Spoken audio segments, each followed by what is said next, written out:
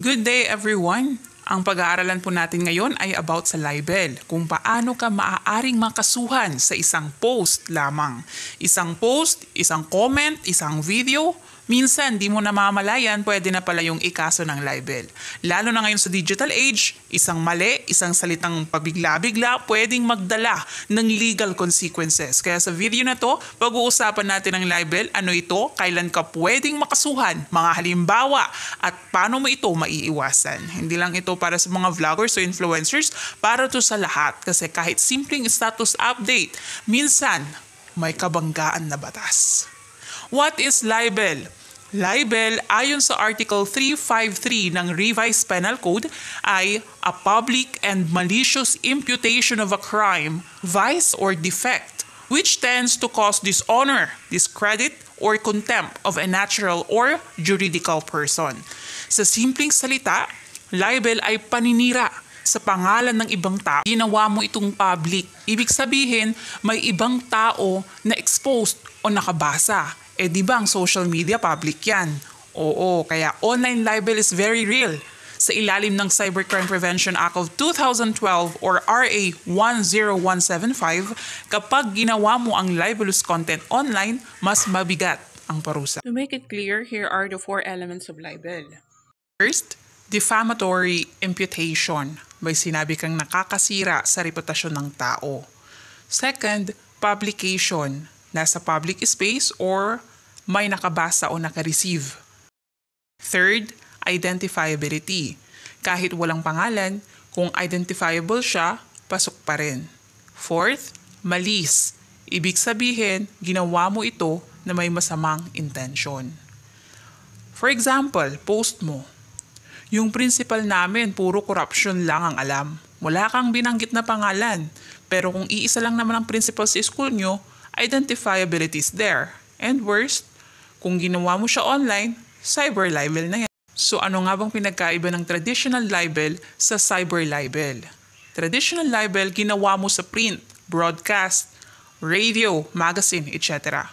Cyber libel, ginawa mo online, Facebook post, TikTok video, YouTube rant, even a blog comment. Ang penalty, traditional libel is prison correctional. And kapag cyber libel naman, it is prison mayor. Mas mabigat.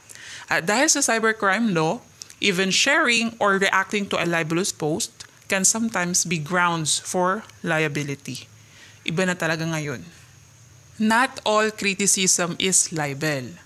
Ang mahalaga, hindi porket may sinabi kang negative, libel na agad.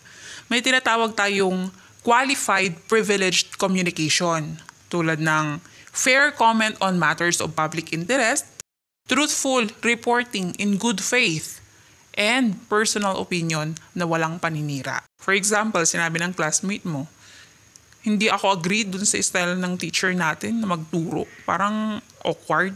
Ganon, that's opinion, not accusation. Pero kung sinabi mo, yung teacher namin, lasenggo yan lagi sa klase.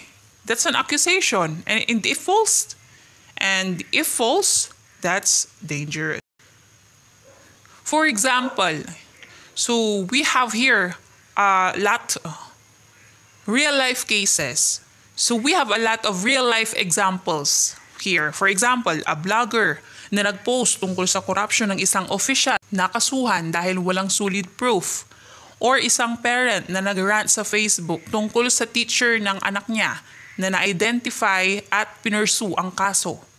Or isang public figure na siniraan publicly na sa isang video, naghain ng cyber libel complaint.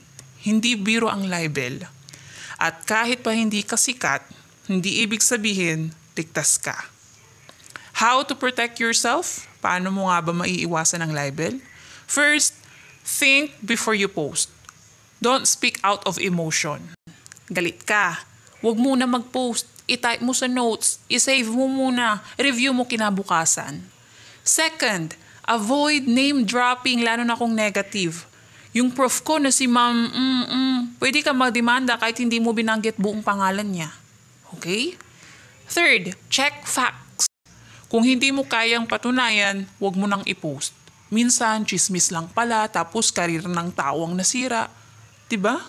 Fourth, Be mindful of tone and wording. Minsan hindi sa sinabi mo, kundi sa paano mo sinabi. Hindi lahat ng opinyon ay katotohanan. At hindi lahat ng katotohanan ay kailangang isapubliko. So ngayon pag-uusapan natin, paano kung kinasuhan ka ng libel?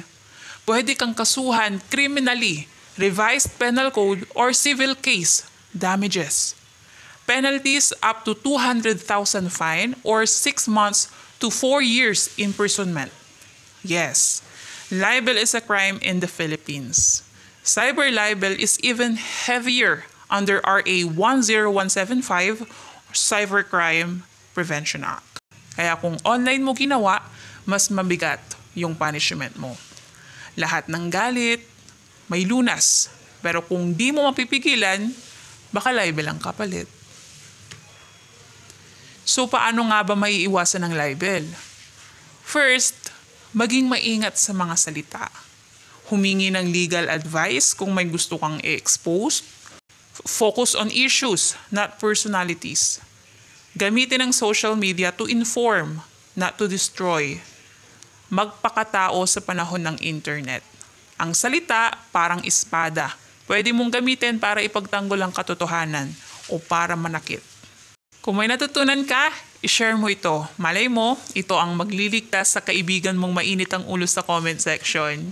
Freedom of speech is a right, but with rights come responsibilities. Let's create content and conversations with truth, kindness, and wisdom. This has been your legal learning today. And don't forget to subscribe to our YouTube channel.